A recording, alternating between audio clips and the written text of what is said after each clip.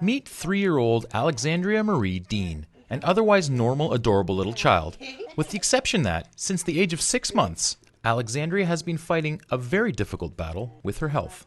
She was getting really skinny, and when she stretched out, you can see all her veins.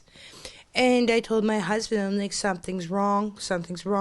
And then the more she got skinny, it was more loose skin hanging from her. So we took her to the hospital, and they kept her in for a month? About a month. And she put on a little bit of weight, but when she got back home, she was losing it again. An undiagnosed illness would be difficult for any parent to deal with, but Adam and Cassandra say that when they tried to get help from doctors, it was implied that they were not feeding the child. There was a whole bunch of back and forth of what was going on, but when it was all said and done, we asked them for more tests, and then they basically said there's nothing more that could be done. Their final straw was to call CAS and say that it was our fault, and all we could do from there is prove that we've been doing everything we can as parents for our child. It caused waves, you know what I mean? There's only so many times that you can hear the professional say it's your fault, before you look at the other person in your life saying, well, what are you doing? I know I'm not doing anything wrong, and this is how it was for both of us. So it did cause some ripples in our relationship. We had to move into Adam's aunt, Angela, and she helped us. She helped us so much. We were so thankful that she helped us. While Cassandra and Alexandria were living with Adam's aunt, a discovery would lead to their bittersweet vindication, as Alexandria's eyes began to twitch and she fell ill. We took her to emergency, and they checked her eyes, and they gave her the MRI, and they found out she had a tumor the size of an egg. I was petrified because I didn't know what was going to happen the next day. I have a lot of family that has cancer, so every day I was worried, what's going to happen the next day? Is my daughter going to live? How's chemo going to treat her? While clarification of what was wrong was a relief of sorts, what followed next was a whirlwind of treatments. A lot of surgeries.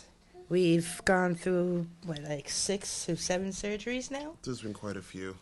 She has 2 shunts in her hand to take out the fluid. And then she has one right here for her chemo. The portacaf.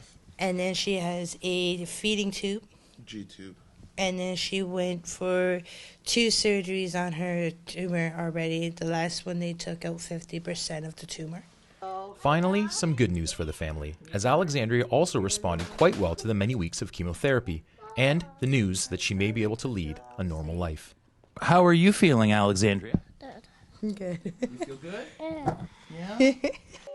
They say that she's going to be going to high school, college, everything, normal life.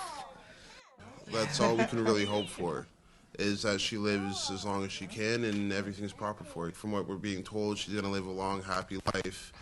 There's always a chance, because of what's happening, that it could completely flip at any given time, right? So we live every day with the constant stress of how is she going to be today. So it's a blessing to see her get up and be happy. Longtime family friend Mina Wahidi has gotten involved to help ease the family's financial burden. Adam and Cassandra are not currently working, and neither has a driver's license to take Alexandria to her many appointments. So Mina came up with the idea of hosting a book sale. Tomorrow, Saturday, December 12th, from 10 a.m. to 5 p.m. at Rose Hill Liquidation at 3335 North Service Road, Unit 101. The Patriots Foundation has also gotten involved and will be there with a table offering signed sports memorabilia. If you can't make it out tomorrow, you can also go to gofundme.com/3xdyg9ms to donate to the family directly. How much do you love your mommy and daddy? That much. That much. For Halton Insider, I'm James Spaulding.